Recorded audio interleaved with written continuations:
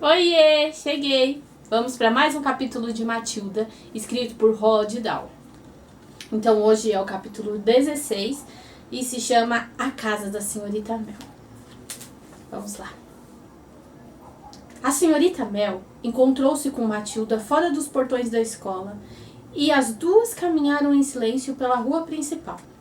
Passaram pela quitanda com a sua vitrina cheia de maçãs e laranjas, pelo açougue com seus grandes pedaços de carne vermelha expostos no balcão e as galinhas penduradas, pelo banco, pela mercearia e pela loja de ferragens, e foram desembocar no outro lado da cidade, na estreita estrada rural, onde já não circulavam pessoas, mas apenas alguns veículos.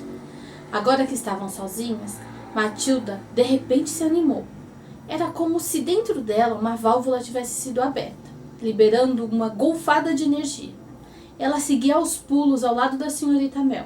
Seus braços voavam como se ela quisesse espalhá-los pelo ar e as palavras saíam de sua boca numa veloz enxurrada. Era a senhorita Mel isso, senhorita Mel aquilo. Senhorita Mel, eu acho sinceramente que eu conseguiria mover qualquer coisa no mundo. Não só virar copos e coisas pequenas assim. Eu acho que eu poderia virar mesas e cadeiras. Senhorita Mel, mesmo quando as pessoas estão sentadas nas cadeiras, eu acho que eu consigo empurrá-las para fora. E as coisas maiores também. Muito maiores do que cadeiras e mesas. Só preciso de um tempo para os meus olhos ficarem fortes e depois eu consigo empurrar tudo, qualquer coisa. Desde que eu olhe com firmeza. Eu tenho que olhar com muita firmeza, senhorita Mel, com muita firmeza mesmo. E então eu sinto tudo acontecendo atrás dos meus olhos. E os meus olhos ficam quentes, como se estivessem queimando. Mas eu não me importo nem um pouco. E senhorita Mel, calma, menina, vamos com calma.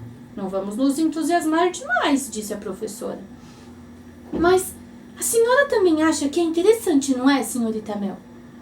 Ah, sim, é muito interessante. É mais do que interessante. Mas precisamos agir com cuidado, Matilda. Por quê? Porque estamos lidando com forças misteriosas, sobre as quais não sabemos nada. Não acredito que sejam forças más.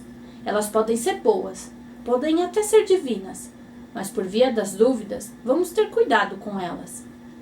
Eram palavras sábias, de uma pessoa experiente, mas Matilda estava animada demais para ver as coisas daquela maneira. Eu não entendo por que precisamos ter tanto cuidado, disse a menina, ainda pulando em volta da professora. Eu estou tentando lhe mostrar que estamos lidando com um desconhecido. É uma coisa inexplicável. A palavra certa para isso é fenômeno. É um fenômeno, disse a professora. Eu sou um fenômeno? Matilda perguntou. É possível que seja, mas eu prefiro que você não se considere como nada especial por enquanto. Acho que poderíamos explorar esse fenômeno um pouco mais. Só nós duas, mas sempre encarando as coisas com todo cuidado. Então, a senhora quer que eu faça um pouco mais disso, senhorita Mel? É o que eu estou tentando sugerir, a senhorita Mel respondeu cautelosa. Oba, a Matilda se animou. Acho que eu estou muito mais atordoada com o que aconteceu do que você. E eu estou tentando encontrar alguma explicação racional. Qual, por exemplo? Matilda perguntou. Ah, por exemplo, eu estou me perguntando se isso teria a ver com o fato de você ser tão excepcionalmente precoce. O que quer dizer essa palavra? Uma criança precoce é aquela que demonstra uma inteligência surpreendente, desde muito cedo. E você é uma criança muito precoce, Matilda. Eu sou? Claro que é. Você deve ter consciência disso. Repare em sua habilidade para a leitura e para a matemática. Talvez a senhora tenha razão. A senhorita Mel ficou maravilhada ao perceber que a menina não parecia julgar-se mais importante por causa daquilo. Fico imaginando se essa súbita capacidade de mover objetos sem tocá-los teria algo a ver com a sua capacidade cerebral. Quer dizer que pode não haver espaço suficiente na minha cabeça para todo o meu cérebro e então alguma coisa tem que forçar uma saída? É isso? Não foi exatamente o que eu quis dizer, a senhorita Mel respondeu sorrindo. Mas seja como for, repito que precisamos ter muito cuidado. Não me esqueci do brilho estranho e distante em seu rosto depois que você derrubou o copo na minha frente. A senhora acha que isso poderia fazer algum mal para mim? É isso que está pensando, senhorita Mel? Você sentiu uma coisa muito esquisita, não foi? Eu me senti ótima! Por 1 minuto ou 2, eu voei para mais longe que as estrelas, com asas de prata. Eu lhe disse isso. Eu vou lhe contar mais uma coisa, senhorita Mel. Foi muito mais fácil da segunda vez. Muito, muito mais fácil. Acho que é como qualquer outra coisa. Quanto mais a gente pratica, mais fácil fica. A senhorita Mel estava caminhando devagar, para Matilda poder acompanhá-la sem correr demais. A atmosfera era muito tranquila naquela estradinha, agora que a cidade ficara para trás. Era uma tarde dourada de outono, havia amoras nas sebes e os frutos dos piuriteiros amadureciam para servir de alimento aos passarinhos quando o frio do inverno chegasse. Árvores altas surgiam aqui e ali, nos 2 lados da estrada. Eram carvalhos, plátanos e, ocasionalmente, uma ou outra nogueira. A senhorita Mel, querendo mudar um pouco de assunto, disse para Matilda os nomes de todas essas plantas e a ensinou a reconhecê-las pela forma das folhas e pelo tipo de casca dos seus troncos. Matilda observou as novas informações e armazenou cuidadosamente na cabeça. Finalmente, chegaram a uma abertura na sebe, do lado esquerdo da estrada, onde havia um portão de madeira. É por aqui, a senhorita Mel indicou. Ela abriu o portão e passou por ele junto com Matilda, e tornou a fechá-lo. Tomaram um caminho estreito, que era apenas uma trilha formada por rodas de carroça. O caminho era ladeado por 2 sebes altas de aveleiras, e entre os ramos distinguiam-se os cachos de frutinhas marrons. A senhorita Mel explicou que os esquilos logo viriam para colhê-las e armazená-las com cuidado para terem alimento durante os meses frios que se seguiriam. A senhora mora por aqui? Perguntou Matilda surpresa. Eu moro, a senhorita Mel respondeu sem dizer mais nada. Matilda nunca se detivera para imaginar onde seria a casa da senhorita Mel. Sempre a vira simplesmente como uma professora, uma pessoa que aparecia do nada, dava aula na escola e sumia de novo. Quem de nós, pensou Matilda, algum dia parou para pensar para onde os professores vão quando as aulas terminam? Nunca nos perguntamos se moram sozinhos, ou se moram com a mãe, ou com alguma irmã, ou com o marido. A senhora mora sozinha, senhorita Mel? Matilda perguntou. Moro, totalmente sozinha, respondeu a professora baixinho. Elas andavam pelos sulcos profundos da lama endurecida pelo sol, e era preciso ter cuidado para não torcer o pé. Alguns passarinhos saltitavam em torno das sebes da aveleira. Eu moro numa casinha de lavradores. Não espere muito dela, estamos quase chegando. Encontraram um portãozinho verde, meio furnado na sebe, ao lado direito, quase escondido pelos ramos crescidos das aveleiras. A senhorita Mel parou, com uma das mãos sobre o portão. Chegamos. É aqui que eu moro. Matilda viu uma trilha estreita de terra que levava a uma casinha minúscula de tijolos vermelhos. Era tão pequena que parecia mais uma casa de bonecas do que casa de gente. Os tijolos eram velhos, gastos e de um vermelho muito pálido. Tinha um telhado cinzento, uma pequena chaminé e 2 janelas pequenas na frente. Cada janela não era maior que uma folha de jornal e, evidentemente, não tinha escadas. 2 lados da trilha viam-se moitas desordenadas de urtigas, de amoras e de capim marrom. Um enorme carvalho estendia sua sombra sobre a casa. Seus ramos gigantescos pareciam abraçar e envolver a pequena construção como que para escondê-la do resto do mundo. A senhorita Mel, com a mão no portão, que ela ainda não tinha aberto, disse para Matilda. Certa vez, um poeta chamado Dylan Thomas escreveu algumas linhas de que eu me lembro sempre que eu chego aqui. Matilda esperou e a senhorita Mel, com voz lenta e expressiva, começou a recitar o poema. Jamais a minha menina, viajando para longe e para perto, na terra das histórias contadas ao pé da cama, adormecida em encantamento, teme ou acredita que o lobo, em pele alva de cordeiro, pulando e balindo rouca e alegremente, possa saltar, minha querida, dentro de uma toca, sob as felpudas folhas no ano cheio de frescor, para devorar seu coração na casa tão bonita da floresta. Houve um momento de silêncio e Matilda, que nunca ouviu um grande poema romântico declamado em voz alta, comoveu-se. Nossa, parece música. É uma música, a senhorita Mel disse. E então, como se estivesse constrangida por ter revelado uma parte tão secreta de si, abriu depressa o portão e caminhou até a casa. Matilda ficou para trás.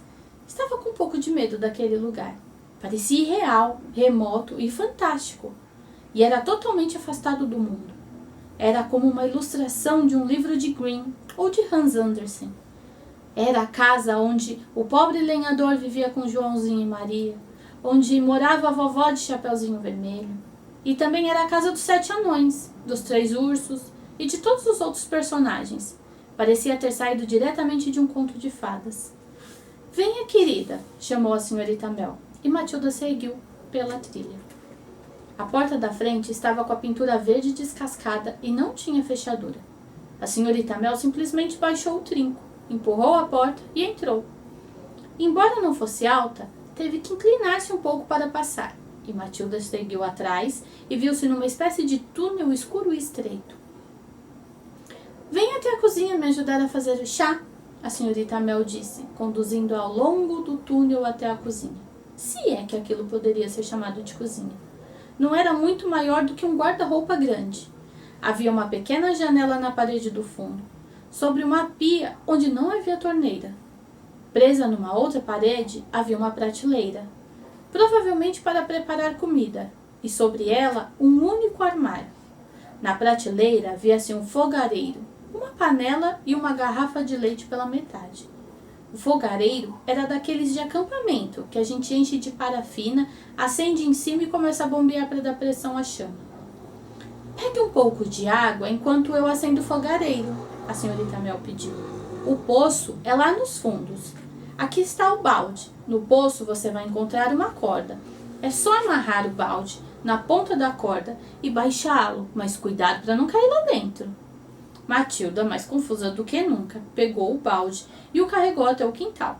O poço tinha um telhadinho de madeira e um dispositivo simples para baixar e içar o balde. E lá estava a corda, balançando dentro do buraco escuro e sem fim. Matilda puxou a corda e amarrou na alça do balde. Depois baixou o balde até ouvi-lo chegar à água e sentir a corda ficar mais frouxa. E então fez o balde subir e, para o seu espanto, ele estava cheio de água. Isso chega? Matilda perguntou, levando o balde para dentro. Está ótimo. Aposto que você nunca tinha feito isso antes. Nunca? É divertido. Como a senhora consegue água suficiente para tomar banho? Eu não tomo banho como você. Eu pego um balde de água, esquento no fogareiro, tiro a roupa e me lavo com uma esponja. É verdade? Matilda se espantou. Claro que é.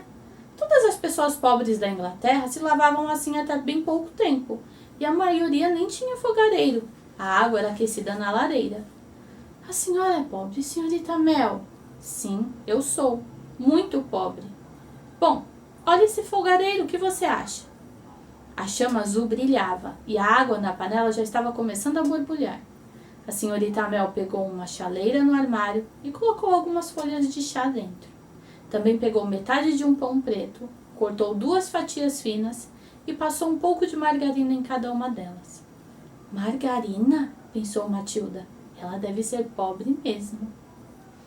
A senhorita Mel arrumou sobre uma bandeja 2 xícaras, a chaleira fumegante, a meia garrafa de leite e um prato com 2 fatias de pão. Sinto muito, mas eu não tenho açúcar, eu nunca uso, disse a professora. Tudo bem, respondeu Matilda, mas em sua sabedoria, a menina parecia perceber a delicadeza da situação e tomava muito cuidado para não dizer alguma coisa que pudesse deixar a sua anfitriã embaraçada. Vamos para a sala, a senhorita Mel sugeriu, pegando a bandeja e dirigindo-se ao pequeno túnel escuro que levava ao aposento da frente. Matilda seguiu. mas ao entrar na suposta sala de estar, parou e olhou em volta, totalmente aturdida. Era um aposento pequeno, quadrado e vazio como uma cela de prisão. A pálida luz do dia penetrava por uma única janelinha sem cortinas na parede da frente. Os únicos objetos que havia ali eram 2 caixotes de madeira emborcados que serviam de cadeira e um terceiro que fazia as vezes da mesa. Era só. Não havia quadros nas paredes, nem tapetes sobre as tábuas toscas de madeira do piso cheio de frestas. O teto era tão baixo que com um pulo Matilda quase conseguia tocá-los com as pontas dos dedos. As paredes eram brancas, mas não pareciam pintadas com tinta. Matilda esfregou a palma da mão em uma delas e um pó branco saiu em sua pele. Era a cal, o revestimento barato que se usava em estábulos e galinheiros. Matilda estava estupefata. Então era ali que morava sua professora. Tão asseada e bem vestida. Aquilo era tudo que ela usufruía ao voltar da escola depois de um dia inteiro de trabalho. Era inacreditável. E por quê? Sem dúvida, havia alguma coisa estranha naquela história. A senhorita Mel colocou a bandeja sobre um dos caixotes. Sente-se, querida, e vamos tomar uma boa xícara de chá. Sirva-se de pão. As 2 fatias são para você. Nunca como nada quando eu chego em casa. Trato de me alimentar bem no almoço da escola, e assim posso aguentar até a manhã seguinte. Matilda sentou-se num dos caixotes, e mais por educação do que por outra coisa, pegou uma das fatias de pão e começou a comer. Em casa, estaria comendo torradas com geleia de morango e provavelmente um pedaço de bolo. No entanto, estava achando aquilo muito mais interessante. Havia algum mistério naquela casa, um grande mistério, sem dúvida, e Matilda estava louca para descobrir o que era. A senhorita Mel serviu o chá e acrescentou um pouco de leite nas 2 xícaras. Não parecia nem um pouco constrangida por estar sentada num caixote numa sala vazia, bebendo chá numa xícara equilibrada sobre os joelhos. Sabe, estive pensando muito no que você fez com aquele copo. Você deve ter consciência de que recebeu um grande poder. Eu tenho sim, senhorita Mel, disse Matilda mastigando seu pão com margarina. Que eu saiba, ninguém mais na história do mundo foi capaz de fazer um objeto mover-se sem tocá-lo e sem receber nenhuma ajuda externa. Matilda fez um sinal afirmativo com a cabeça, mas não disse nada. O mais fascinante seria descobrir o verdadeiro limite do seu poder, a senhorita Mel continuou. Sei que você acha que pode mover qualquer coisa, mas eu tenho minhas dúvidas quanto a isso. Eu gostaria de tentar com alguma coisa grande, Matilda disse. E quanto à distância? Será que você sempre tem que estar perto do objeto quando vai movê-lo? Não sei, mas seria interessante descobrir, Matilda respondeu. E esse foi o capítulo 16. Eu espero que vocês tenham gostado. Tá acabando o livro, hein? Faltam poucos capítulos. Até!